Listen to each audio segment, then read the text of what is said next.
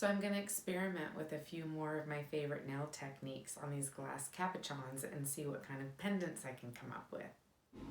This is the first pendant I made with nail polish and a glass cabochon.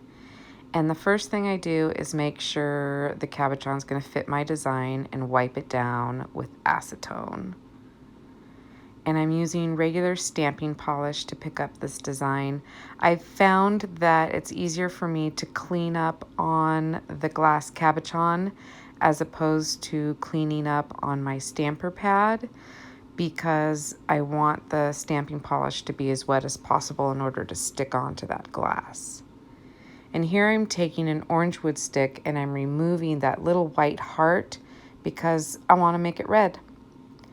So I'm picking up a little bit of red stamping polish to make that heart in the rib cage kind of pop out. Now I'm going to try to line it up just so that the red heart fits right in the space allowed for it. Thank goodness for those clear stampers. They just help this task so much. For a few reasons, I'm going to put a no smudge top coat on this. I have found with polishes, it's easy for them to run and smear and smudge when I'm using the glue or putting on another layer. So when I have a successful layer, I'm top coating them. And I know I want to apply some holographic powder to the backing, so I need my surface to be a little bit tacky.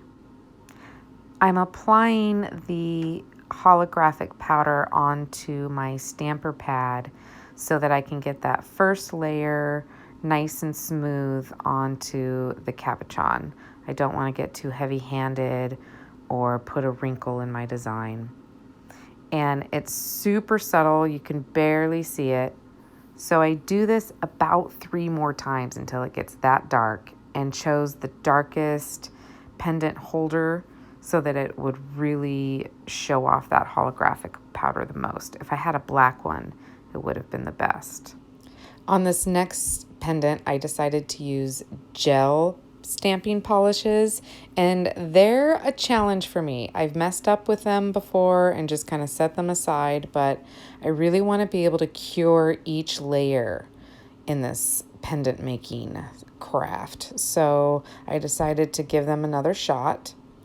And once again, I'm sizing up my cabochons to see which one will fit my design the best and wiping everything down with acetone so that I don't have any lints or little pieces to mess up my design.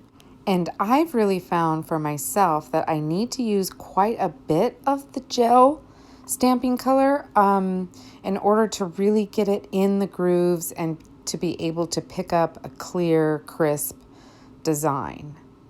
But I really do appreciate that I don't have to rush as it's not going to dry until I put it underneath that light. So I can take my time in placement, and I like being able to cure each layer because the colors won't run into each other. So also consider that you're working backwards. You're going to do the outline first, which was the dark pink that I used, and now I'm using more of a fleshy color to fill in the brains. And again, love that stamper that I can line them up so perfect. Takes some time though. Taking a second to make sure that I like my application, and back into the light it goes.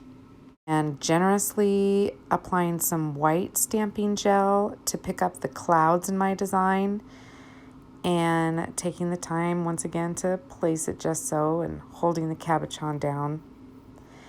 And I found that I wanted just a few more clouds here and there on the sides to fill in the space. And I used this applicator after I cured the clouds to apply the background blue.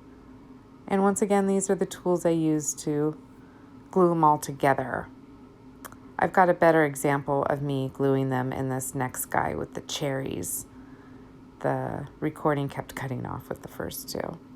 So again, you're working backwards. So I'm doing the black outline of the cherries, and I'm still using the gel stamping color, and I found, again, you really have to like mush it and groove it into the etch design so that you get a crisp, clear pickup. I'm curing it in my LED light for 30 seconds to cure it. And now I'm taking some of the red stamping color to fill in the cherries. And again, just really appreciate that I can cure each layer because I have really messed this design up before using just paints. In the last step when I applied the white, everything just smeared into each other. So now I'm taking the green to do the leaves. And after I get it lined up as best I can, I will get it back into the light. And it's not precisely lined up, but this was a good little learning experience. So I'm taking some of the gel color, really not a lot of it, and applying it to this foam makeup applicator and doing a thin layer on the back of the glass cabochon. You don't want to do too thick because it will wrinkle and bubble and pull. So consider it kind of like you're doing nails. You would want to do one thin coat and cure it and do another thin coat in order to really get it opaque and with full coverage. Back into the light, and I even did it a second time in the light to make sure it'd be really dry so I didn't have to wait to glue it to this pendant holder. And I would say I used too much glue, probably twice as much at least, more than I need to. But I'm taking an orange wood stick to kind of even it out, and I line it up and then put the pressure down. And taking the orange wood stick again to kind of pick up the excess glue that has come out the sides because I use a bit too much. And trying to hold it down for about 30 seconds or so. I have this in fast motion and still sort of cleaning up just with the orange wood stick and wiping it off on that shop towel square. But then I did pick up a little bit of acetone to clean up the top to make sure it was all shiny and glue free. And this guy is the last one I'm doing. I'm still using the stamping gels, and I wanted to play with the fact that they don't dry up on the plate and I don't have to rush, and I can blend colors right there on the plate. So for my outline, I didn't want to use a gray or a white, so I did a little bit of both. First I applied white and then gray, and then mixed them just right there on the plate for a little bit of interest to kind of soften the gray and give the feathers just a different look. Picking it up with my stamper and placing it in the middle of a circular cabochon.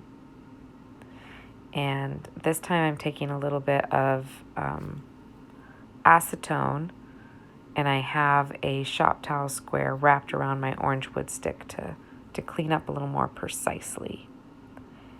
And again, I'm playing with the fact that I can mix right on the plate.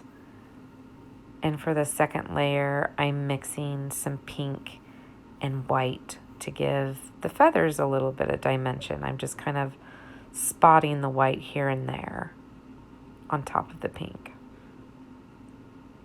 And using my scraper to blend the two colors together until it's kind of the look I'm going for. And then pick it up with my stamper pad and line it up with the outline that I had placed. And once I get that all lined up, I put them back into the light. And I'm using a bit of a darker pink, and again mixing a little bit of white into it right there on the plate for the bottom portion of the feathers. Have some patience for yourself when you're lining these up. It's your eyes can kind of play tricks on you, and it just takes a couple deep breaths. I'm still choosing to clean up what I don't want on the glass cabochon as opposed to my stamper because it still seems to prove to be the most effective. And back into the light it goes, and cleaning up my plate. And I really like this No Cleanse top coat from IBD. I find it holds my holographic powders and chrome powders the best. I have the most success with this one. So I'm putting a fairly generous layer of it on the top of everything so that I can apply my pink holographic chrome. I'm using a chrome powder from Tammy Taylor called Rose, and it's gorgeous. It's highly pigmented and it's really, really fine. A little bit goes a long way. And I've decided to put it on the back of my stamper pad again to get a nice even coat for that first layer. And I knew I wanted more coverage and I didn't have to be as careful because it's gel. So I took a eyeshadow applicator and gently pushed in another layer. And once I had kind of gotten the powder everywhere, I rubbed it in to create more of a varnish and really show off that holographic powder. And now you're going to see me use just a little too much glue again to secure that cabochon into its pendant holder. And once again, I'm using an orange wood stick to kind of get an even layer before I set it in its place. And just cleaning up the excess of the overglue usage. And I have one more completed pendant. These were really fun, and I hope you try it.